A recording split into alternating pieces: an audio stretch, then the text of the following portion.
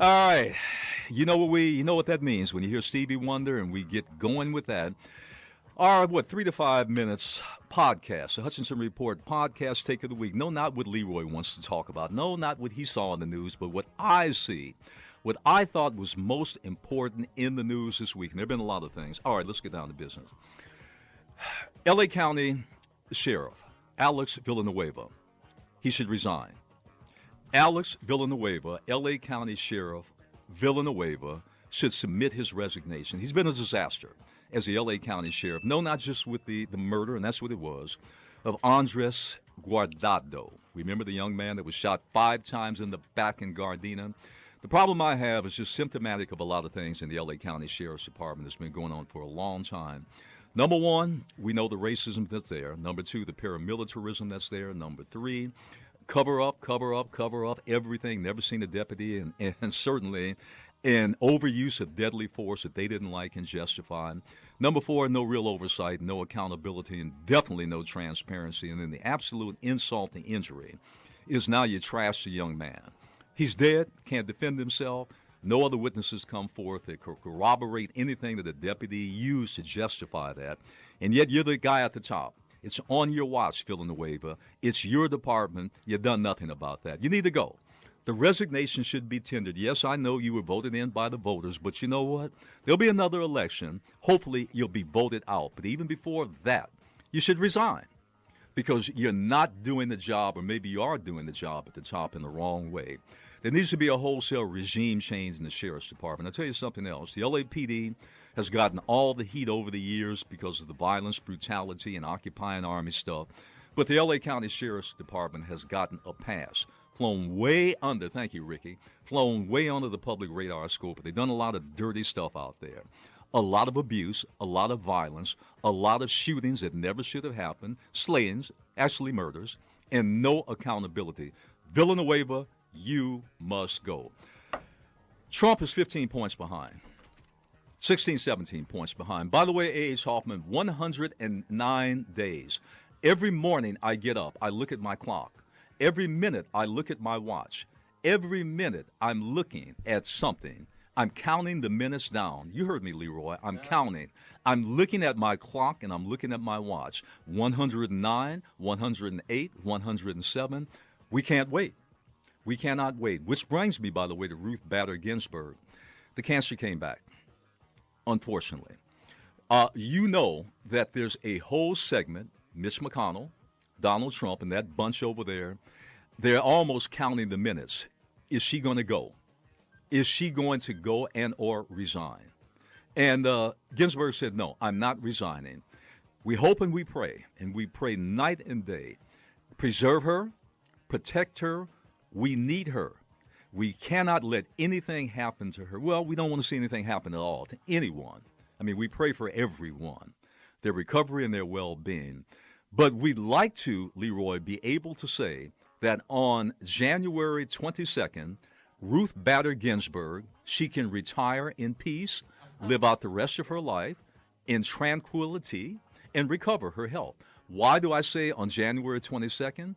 With the Biden landslide, we hope, and a new change in administration, we hope, Ruth Bader Ginsburg can go. By the way, Leroy and Angela, you know, we have a deficit now, 5-4 with the Supreme Court. 5 conservatives, 4. I got to tell you one, that's reversible. With the Biden administration, he'll have 4 years, probably 8 years to reverse that on the Supreme Court. But I tell you what will be very tough to reverse. If Ginsburg, God forbid, something happened to her between now and November, Trump and McConnell would fast track, before you even blink, they would have a 21-year-old somebody. They would nominate that 21-year-old. McConnell would fast track it, get that person on the court. You know what that would mean? A 6-3. Now, 5-4 is reversible. 6-3, that's a tough one. You would have decades to come, this bunch there, that we'd have to deal with. We know, we pray like we have never prayed before for the health and well-being of Ruth Bader Ginsburg. She's a tough lady.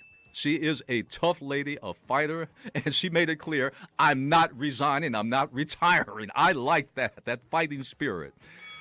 In any case, We'll keep our eye on that. But you know what? I have confidence. I'm a man of deep faith, as you know, A.H. Hoffman. And many times I make a monumental leap of faith when things and challenges that come before me. I don't know, Leroy, what's at the end of the tunnel. I don't know where it's going. Sometimes I have doubts. We're only human beings. I have fears and I have concerns. But you know what? I pull back on my faith in those times, and I make that leap. And you know what happens to A.H. Hoffman? It works out. It usually works out for the better. It will happen that way with Ruth Bader Ginsburg. There'll be an anti-racism motion by Mark Ridley Thomas, your favorite supervisor, on Tuesday, I'm told. A.H. Hoffman, he's introducing an anti-racism motion at the County Board of Supervisors. You know what? Who's this supposed to fool? Who are we kidding? Unless the County Board of Supervisors is going to put real money, resources, initiatives, programs, health, education, welfare, homelessness. I mean, really put some muscle, some body behind it. Not another meaningless motion, not another PR gesture. Unless you're going to do that, I got to tell you, A.H. Hoffman and Leroy, it means absolutely nothing. In the language of the street, diddly squat. You heard me. All right. On a very, by the way, a majority now of Southerners now say we need to get rid of the Confederate flag. Can you believe that? A majority of Southerners in a recent poll. The other thing, A.H. Hoffman, you know, the two individuals, I think a man and a woman in Indiana, that were trying to lynch the guy. Remember that? Well, they busted them the other day. Thank God. No, they arrested them, and they're charging them with a hate crime, lynching. So, you know, things are happening, good things are happening, and we like that. One thing that we like to do, A.H. Hoffman, COVID, we're happy to be able to do. It's taken a major toll, A.H. Hoffman and Leroy, on small, minority, and especially black-owned businesses. And now with the second shutdown in California, it's going to be very tough, as you know, for many of them to recover. The Los Angeles Urban Policy Roundtable, are you aware of this, A.H. Hoffman and Leroy? What we did this week with our organization, we made an announcement, and we've been pushing all over the place. We have formed what we call a COVID Distress South Los Angeles Black Business Support Fund. Here's the way it works. A small African-American owned business that's on the rocks, having trouble, problems. We want to keep you alive. We want to keep you going because you're part of the economic uplift and really the face of our community. We need you, not the big fat cats like Leroy that gets everything. We need the little people out there to keep us going. At the end of the day, it's small business that generates all the hopes and dreams and even employment for many, many people in this country, millions of people. We need that. So we launched the fund this week. And what we do is we're asking those that, it's small. These are small micro grants. We have about 10 of them. We will make, it's not to cover major expenditures. We wish we had that kind of money. We're not the Ford Foundation or the Rockefeller Foundation or the Wells Fargo Foundation. A.H. Hoffman, we do what we can with what we have. We do what we can. On my epitaph, I want one thing to be written. When they ask, what did you do for humanity? 3 words. I just want 3 words. I'm not long-winded. I just want 3 words. And you know what those words are? Do you know what those words are? What? Whatever I could. That's all I want. Whatever I could. No more, no less. 10 micro grants. That's fantastic, Earl. Hutchinson Report. Give my about email people. address. A.H. Hoffman, give my email address. Hutchinson Report At AOL.com. Once again, Hutchinson Report, not report with a T, but Hutchinson Report at AOL.com. If you're a business, send me an email. Just give me a line or two about the business and your address, and we'll try to make it happen. I think that's fantastic, Earl. You've always cared about people. Like I said, whatever I can do. No more, no less. All right, you've been listening to the Hutchinson Report podcast. Take of the week. We'll be right back.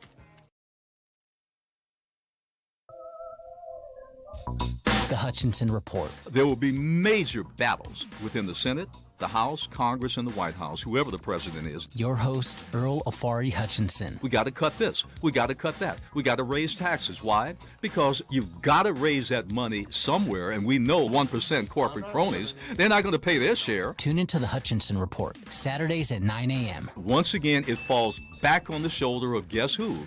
Joe and Jane, blue collar and poor person. There is no free lunch. Right here on KPFK.